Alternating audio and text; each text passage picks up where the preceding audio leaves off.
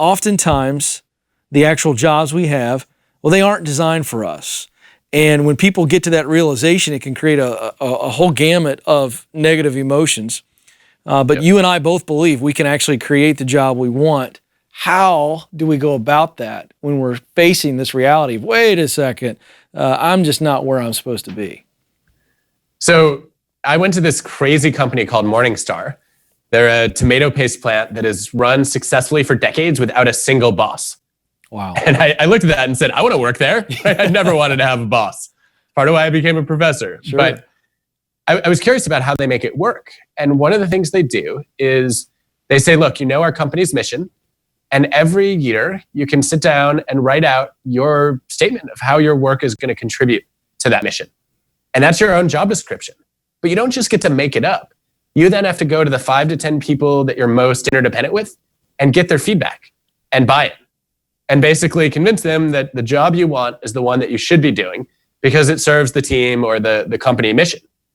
And, look, I'm not saying every company should run without bosses. Sure. I am saying we could all do this, right? If you have a more ideal image of your job that you want to create, map it out, go to your boss, go to a couple colleagues and say, here's what I'd love to be doing. Here's how I think it might add value. And, can we create a scenario where I get to do that at least as, maybe 5-10% of my time? Wow. Well, stay there with this great story.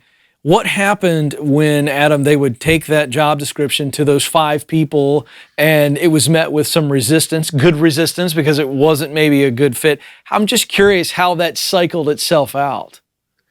So Morningstar has this process of what they call gaining agreement, which is, it's basically conflict resolution. So the first thing you do is you go to a colleague, and if you're not aligned on what you think your job should be, then you get to choose a mediator.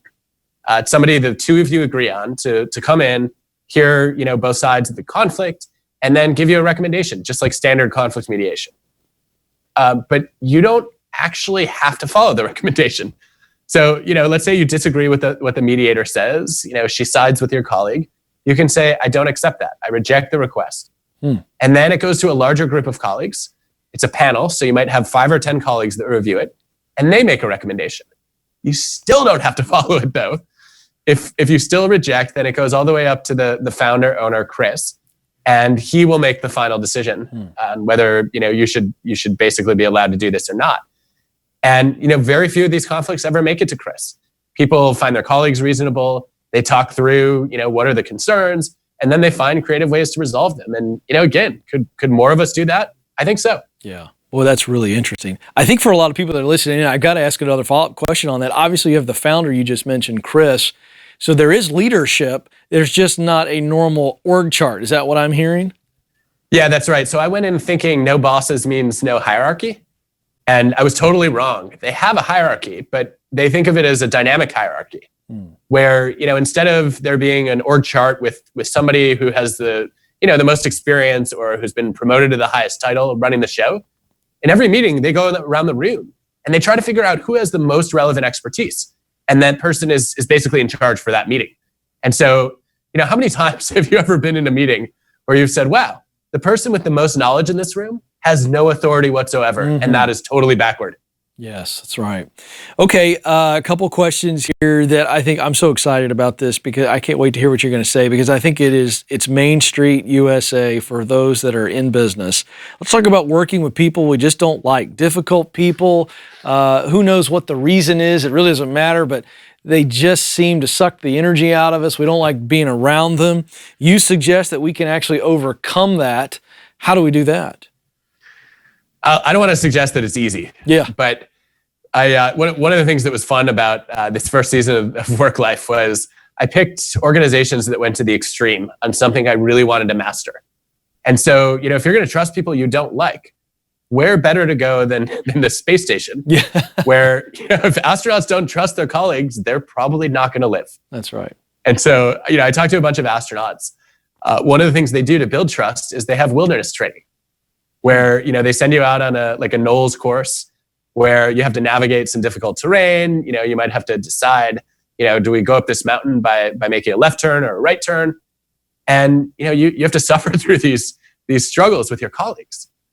And what you will quickly discover is that even the people you don't like, there are times when you can rely on them because they have a skill set that you don't. Or because, even though they weren't warm and fuzzy, they showed integrity and they followed through on the commitments they made.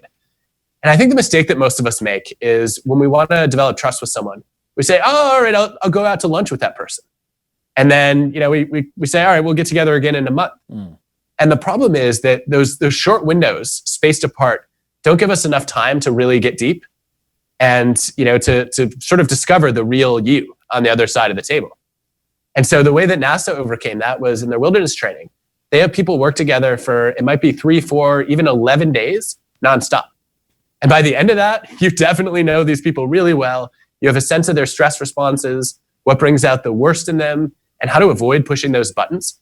And I think that's much more powerful for building trust than saying, we'll have that monthly lunch. Yeah. Well, that's a good point. Adam, it proves the point that we don't actually have to like somebody to trust them or to actually get something done with them. And I think there's the psychology behind what is so draining for working with difficult people or people we don't like. If we take that pressure off ourselves, I'm guessing, Adam, that it's a lot easier to, in fact, work with them. I think it is. And, I guess we ask ourselves the wrong question a lot. So, when I'm trying to figure out if I want to work with someone, my first question is, how much do I enjoy interacting with that person? And that's a liking question. But what I really need to know is how much can I count on this person, which is what trust is all about. And I think if you shift to that latter question, you find collaborators who you never would have considered before.